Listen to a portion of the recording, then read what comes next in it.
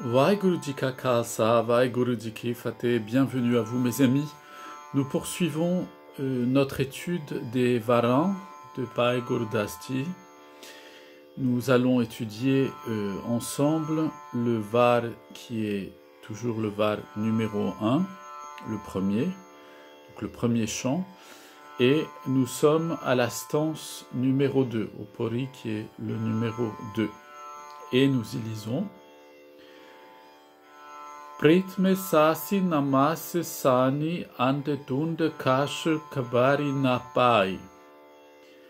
Rakati binde kidei race panchetat ki jari jarai. Pune pani besantaro choti tarati sangi milai. Panchamya vici akash kari karata chattamo adisatu samai.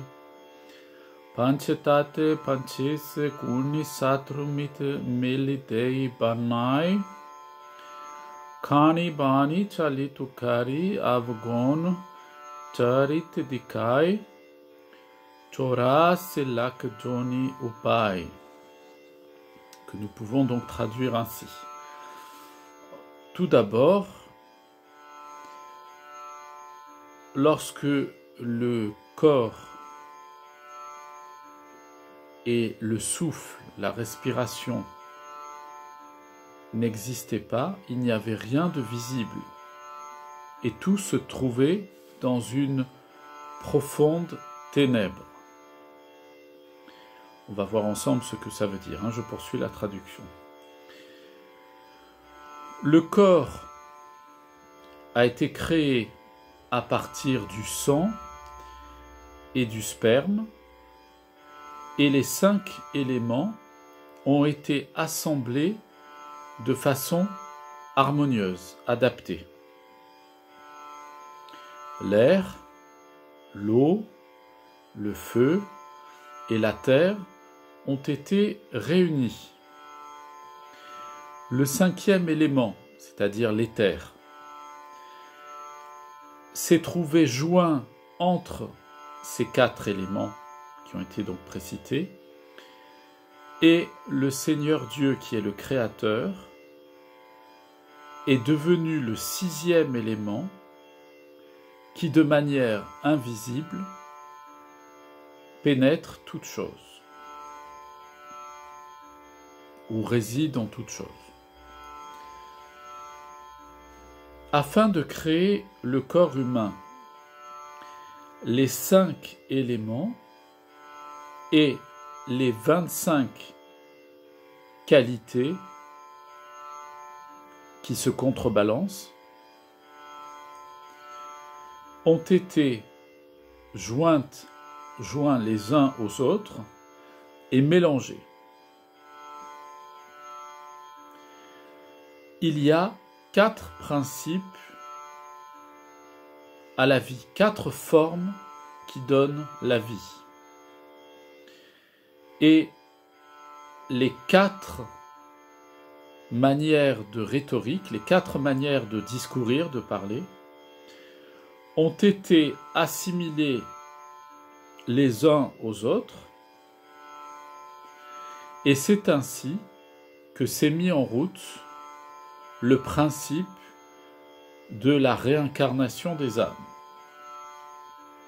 De cette manière, conclut Bhai Gurdas Ji, de cette manière, les 8 400 000 sortes d'espèces sont apparues ou ont été créées. Alors vous voyez, on va étudier de plus près évidemment ce que Bhai Saheb nous dit ici, parce que c'est pas toujours facile à comprendre si on n'a pas toutes les références. Donc nous allons essayer de comprendre ça ensemble. D'abord, il nous dit en premier lieu, lorsqu'il n'y avait ni souffle ni corps, rien n'était visible et il n'existait qu'une ténèbre totale, une nuit absolue, si vous voulez. C'est très intéressant ce que nous dit ici Bhai Gurdas Ji, parce que effectivement, on sait aujourd'hui d'un point de vue scientifique, du point de vue astronomique, que dans l'univers, les univers, il n'existe pas de lumière en soi, il n'y a qu'une ténèbre totale et absolue. Donc on voit que l'idée de la ténèbre, c'est-à-dire d'absence totale de lumière, c'est un état général primordial de la création, ou en tout cas primordial avant toute forme de création. Ensuite, Bhai Gurdasi nous explique que le corps, donc ici, il va parler il citant spécifiquement le corps humain, puisque on parle de nous, c'est notre espèce qui nous intéresse ici en premier lieu d'un point de vue du développement de la vie spirituelle. Donc il nous dit que le corps, il est créé à partir de 7 formes, 7 éléments primordiaux. C'est-à-dire qu'il dit qu'il y a les 5 éléments, donc l'eau, l'air, le feu, l'éther et la terre. Et il nous dit en même temps que pour joindre ces 5 éléments fondamentaux, constitutifs, pour faire un corps, il faut qu'il y ait la jonction entre le sang et le sperme.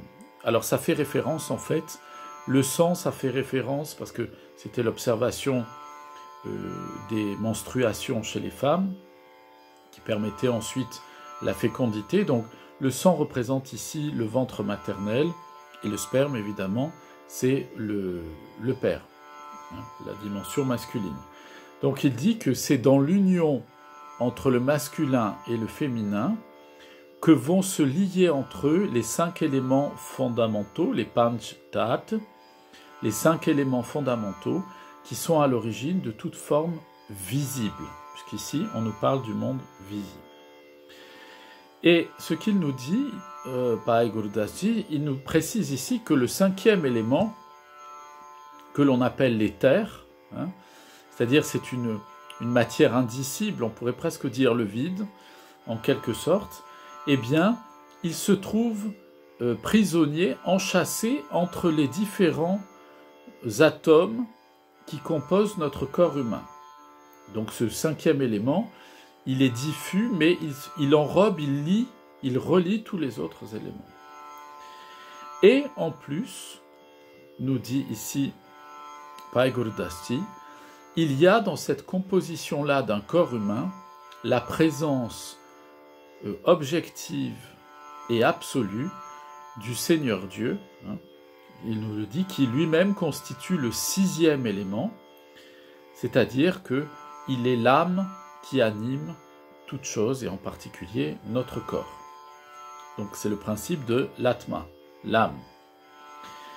Il poursuit en nous disant pour pouvoir créer un être humain, eh bien, il faut associer, ça ne suffit pas qu'il y ait ces éléments-là, ça crée le corps, mais pour faire un être humain complet, c'est-à-dire la jonction entre l'âme et le corps physique, eh bien, il nous dit qu'il faut les 5 éléments que nous venons de citer, les Panch Tat, et les 85 qualités qui s'opposent les unes aux autres. C'est-à-dire que là, on entre pour pouvoir faire passer du monde spirituel invisible au monde visible, physique, dense et mesurable, eh bien, il faut ces 25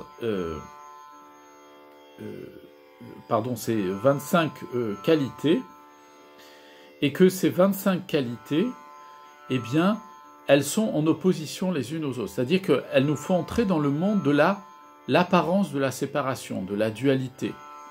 Autrement dit, le chaud, le froid, le calme, l'agitation, la paix, la guerre, mais on peut trouver tout un tas d'autres choses, la joie, la tristesse, et ainsi de suite. Donc je redis bien, parce que je pense que j'ai fait une erreur en recitant le chiffre, c'est bien 25 qualités. Pas toutes les énumérer ici, mais vous avez compris, ce sont les oppositions habituelles. Tout ce qui s'oppose, le jour, la nuit, le chaud, le froid, ainsi de suite. Et Bhai Gurdasi nous dit tout ça, ça a été mélangé, et ça se trouve dans l'être humain. C'est-à-dire qu'en fait, lorsque l'âme est incarnée dans un corps physique, elle entre automatiquement dans le monde contrarié de la dualité. Et de là, alors ça c'est très important à retenir dans la conclusion que Bhai Gurdas Ji va faire ensuite, liée à la réincarnation. Vous allez comprendre pourquoi. Il nous dit ensuite qu'il y a 4 manières par lesquelles toutes les créatures, sous leur forme physique, arrivent au monde. Et il ne les énumère pas, hein. Il dit qu'il y a 4 principes fondamentaux d'apparition des créatures dans le monde. Alors, quels sont-ils? Il l'explique un peu plus loin, on le verra dans d'autres varins. Mais c'est les 4 classifications traditionnelles, c'est-à-dire que les créatures apparaissent soit à partir d'un œuf, soit elles apparaissent sous la forme à partir d'un fœtus, soit à partir de la buée, de la vapeur, hein, d'une évaporation, d'une sueur, on pourrait le traduire comme ça, et enfin, sous une forme de poussée végétative, de végétation, hein, sous la forme de la croissance végétative. Et il nous dit également, donc il nous dit qu'il y a 4 principes ordonnateurs de la vie, par laquelle la vie naît, apparaît, et que ça correspond aussi aux 4 discours fondamentaux, 4 modes d'expression fondamentaux. Alors ici, c'est la même chose. On les aura pas, on les trouvera pas en détail. Pour les comprendre, eh bien, je vais vous les énumérer. Il y a ce qu'on appelle para, pashyanti, madhyama et vikari, qui correspondent à 4 manières de s'exprimer. Donc on dira une manière qui est éloquente, une manière qui est retenue, une manière qui est allégorique et une manière qui est objective. Et alors, on peut le traduire aussi par le cri, le rugissement, le frottement en quelque sorte, si vous voulez, le souffle, le murmure, et l'expression structurée. On peut le traduire aussi comme ça. Et Bhai Gurdas Ji nous explique que, justement, à ces 4 formes de vie, d'apparition de la vie, se joignent ces 4 discours. C'est-à-dire que chaque espèce va s'exprimer dans un langage qui lui est propre. Donc, Bhai Gurdas Ji nous explique aussi, et nos maîtres de mémoire bénie nous l'enseignent dans le Sri Guru Granth Sahib Ji Maharaj, que les pierres s'expriment. Elles ont leur langage que nous ne comprenons pas nécessairement, mais elles ont leur langage. Les minéraux ont leur langage, les végétaux ont leur langage, les animaux ont leur langage, et les humains ont leur langage qui leur est propre. Et Bhai Gurdas Ji nous dit, de cela fait naître le principe de transmigration des âmes. Pourquoi? De réincarnation, le sansara si vous voulez. Pour quelle raison? Parce qu'en fait, il y a le principe de dualité qui apparaît à partir du moment où l'esprit, lorsqu'il prend une forme dans la matière, se manifeste dans la multiplicité et non pas dans l'unité. Hein, comme nous dit ici Bhai Gurdas Ji, il y a 4 manières de naître, donc il y a de la dualité. Comme il y a 4 manières de s'exprimer, il y a donc aussi de la dualité et des séparations apparentes. Et c'est à partir de l'expérience de la multiplicité que naît le principe de la réincarnation, puisque la réincarnation est un principe incessant de naissance, mort et renaissance permanente, c'est-à-dire de changement de forme, de passage, Dieu nous en préserve, d'une forme à l'autre, c'est-à-dire de naître d'un œuf, de naître d'un fœtus, de naître d'une sueur, ou de naître d'un mode végétatif, ou de s'exprimer de telle ou telle manière en fonction de l'espèce à laquelle on appartient. Donc c'est de la multiplicité, nous dit Bhai Gurdas Ji, que jaillit, et de la jonction des 5 éléments, que jaillit la réincarnation. Dans le monde de l'unité spirituelle absolue, le monde du Nirankar, du Dieu suprême qui n'a pas de forme, eh bien il n'existe que l'unité, il n'y a pas de multiplicité, puisqu'il n'y a pas de forme. Par principe, ce qui n'a pas de forme n'a pas de limite n'a pas de contour, n'a pas de séparation, ne produit pas de division et donc n'engendre pas de réincarnation qui est le produit de la limite et de la division. Donc vous voyez, ce qui est très important, c'est de comprendre que ces varins de Bhai Gurdas Ji, eh bien, comme lui demandait Guru Arjan Dev Ji Sahib, notre saint maître, eh bien, c'est vraiment philosophique, technique et théologique.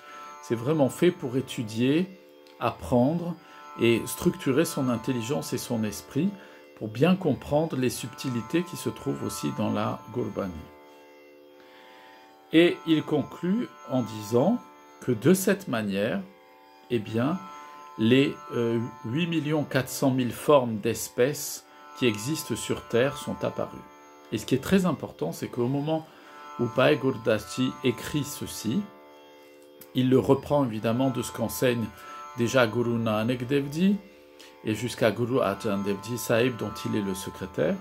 Et ce qui est très intéressant, c'est que la science, notre science actuelle biologique, a mis en avant le fait que sur Terre, il existerait actuellement avec une échelle, un pourcentage d'erreur d'à peu près 15% en plus ou en moins, à peu près 8 700 000 formes différentes. Vous voyez ici, Bhai Gurdas Ji nous donne le chiffre qu'il reprend de Guru Nanak Dev Ji et de Guru Arjan Dev Ji, c'est-à-dire 8 400 000 formes, alors que à cette époque-là, personne ne disposait des moyens dont nous disposons aujourd'hui pour faire du repérage scientifique et de la classification biologique des espèces. Voilà mes amis, je vais m'arrêter là pour le commentaire de cette deuxième stance du premier var de Bhai Gurdas Ji. Je vous dis à très bientôt, plein de bénédictions sur vous, vos familles, vos amis, vos voisins et tous ceux que vous aimez. Vaheguru Ji Ka Khalsa, Vaheguru Ji Ki Fateh.